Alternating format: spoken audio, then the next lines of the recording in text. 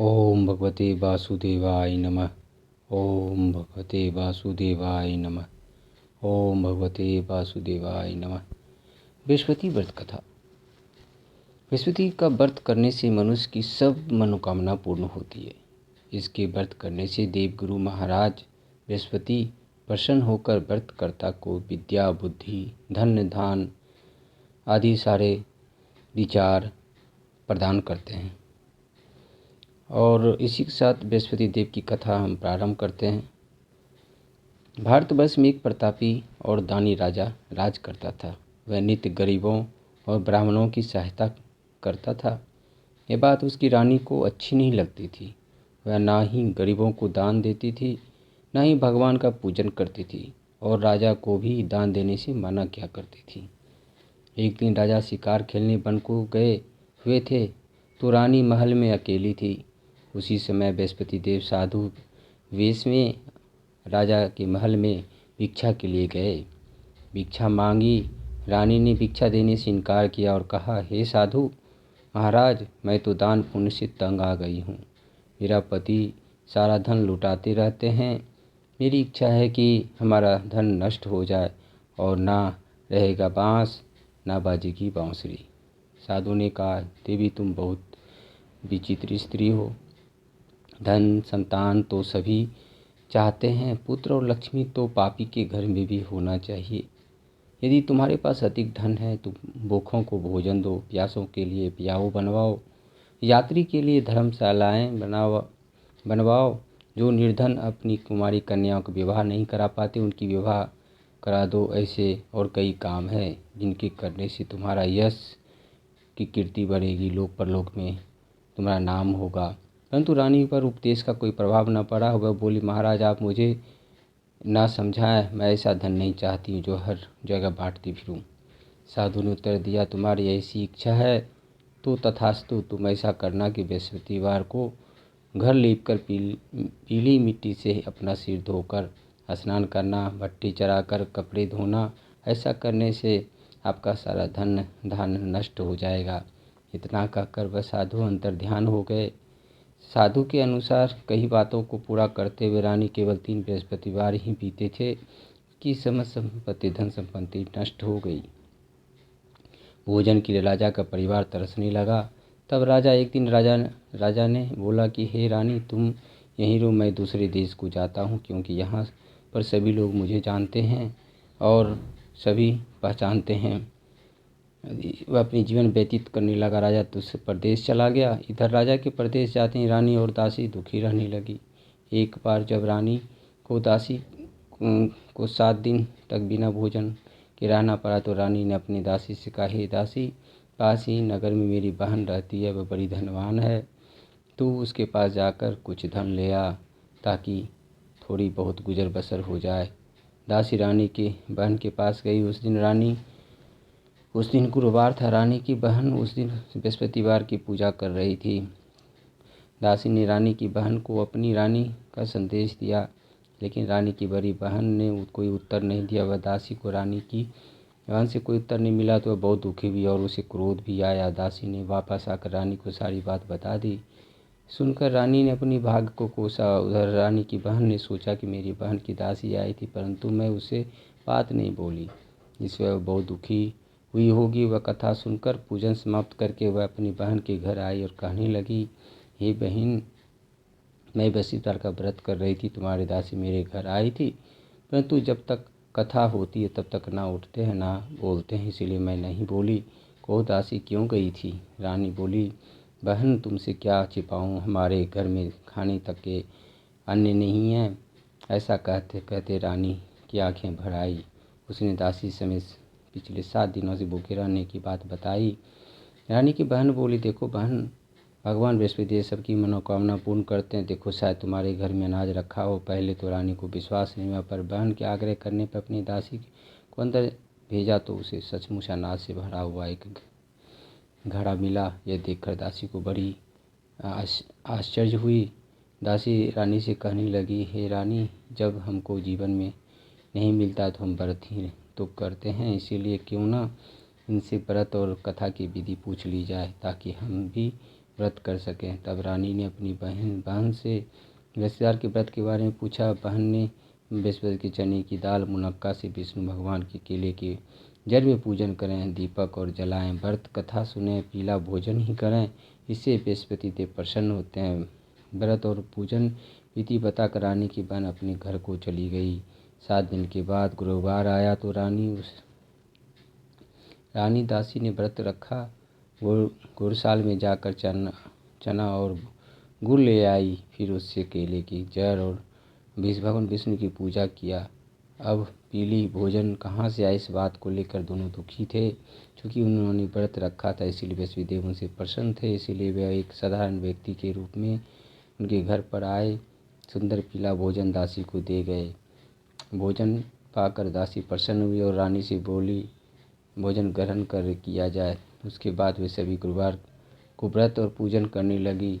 बृहस्पति देव की कृपा से उनके पास फिर से धन संपत्ति आ गई, परंतु रानी फिर से आलस करने लगी। तब दासी बोली, देखो रानी, तुम पहले से भी इस प्रकार आलस करती थी, तुम्हें धन रखने में कष्ट होता था, इस कारण सभी धन नष्ट हो गए। अब जब भगवान बृहस्पति की कृपा का धन मिला तो तुम्हें फिर से आलस नहीं करना चाहिए।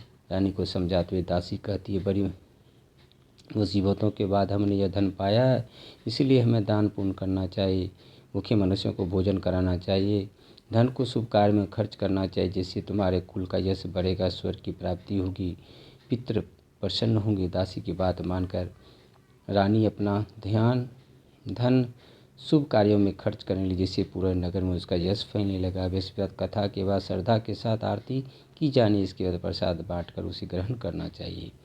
ये एक दिन दुखी होकर जंगल में एक पेड़ के नीचे आसन जमा कर बैठ गया।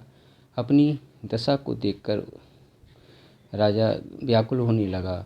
बृहस्पतिवार का दिन था। एकाएक उनके निर्जन वन में एक साधु प्रकट हुए। वे साधु वेश में स्वयं बृहस्पति देव थे। लकड़हार के सामने आकर बोले, हे लकड़हारे, इस सुनसान जंगल में तू चिंता में क्यों बैठा है? लकड़हारे ने दोनों हाथ जोड़कर प्रणाम किया। उत्तर दिया, महात्मा जी, आप सब कुछ जानते हैं, मैं क्या कहूँ? यह सोचकर रोने लगा।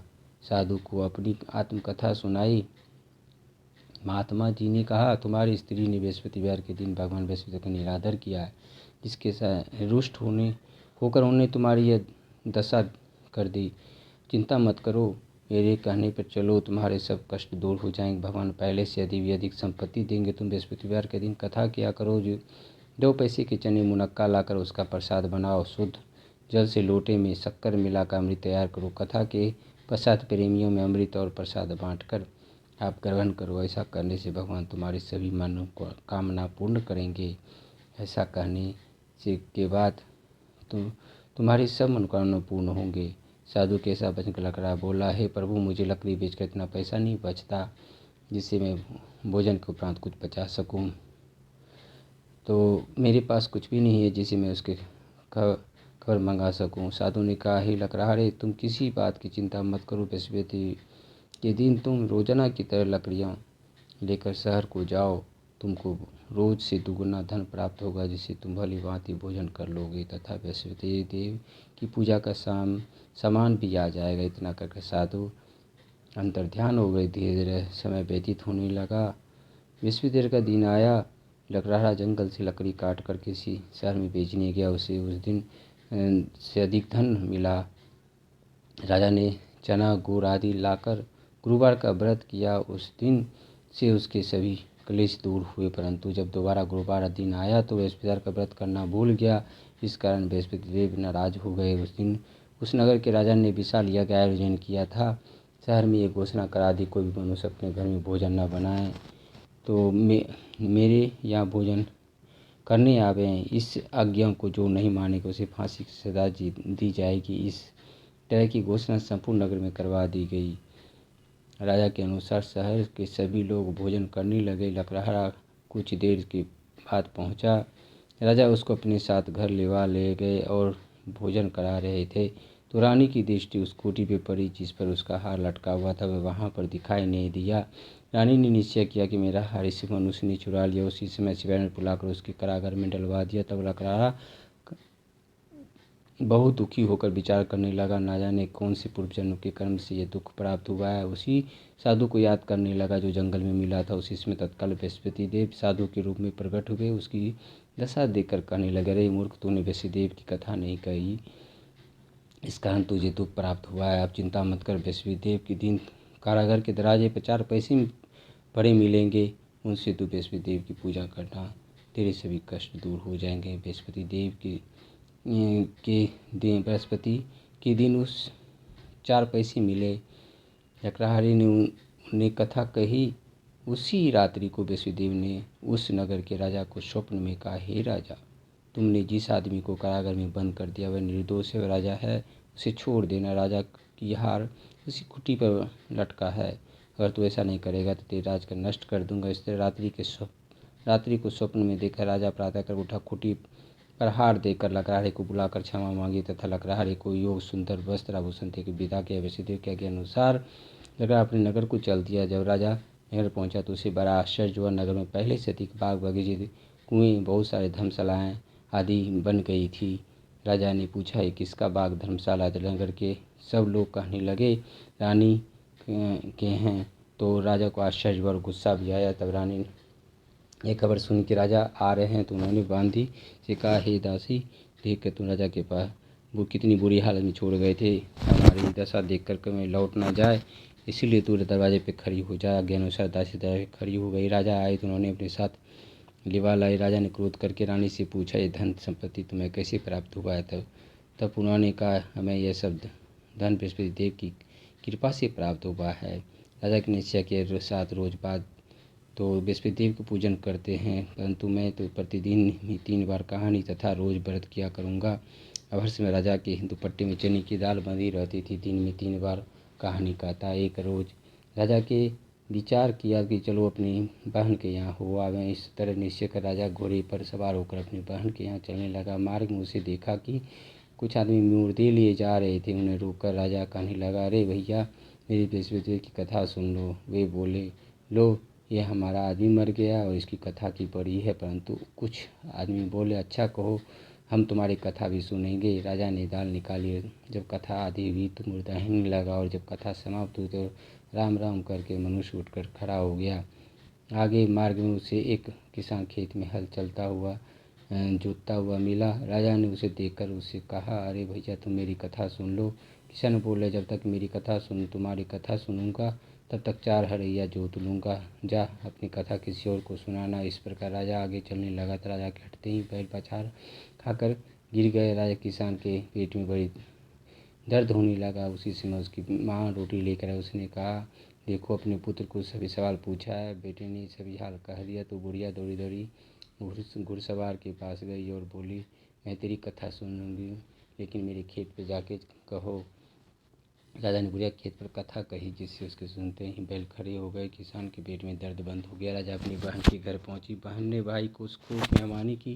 दूसरे रोज प्रातःकाल राजा जागा तो देखने लगा कि सब लोग भोजन कर रहे हैं। राजा ने अपनी बहन से कहा, ऐसा कोई मनुष्य है जिसने भोजन नहीं किया हो, मेरी बृहस्पति हर की कथा सुन ले। बहन बोली, ए भैया, यह देश ऐसा है जहाँ सभी लोग पहले भोजन करते हैं, बाद में अन्य काम करते हैं। अगर कोई पड़ोस में है तो मैं देख आती हूँ। यह वैसा कहकर देखने चली गई, परंतु उसे कोई ऐसा व्यक्ति नहीं मिला जिसे भोजन किया हो। वह सुनकर कुमार अपने घर गई। लड़का बीमार था, उसे मालूम हुआ उसे 3 दिन से भोजन नहीं किया है।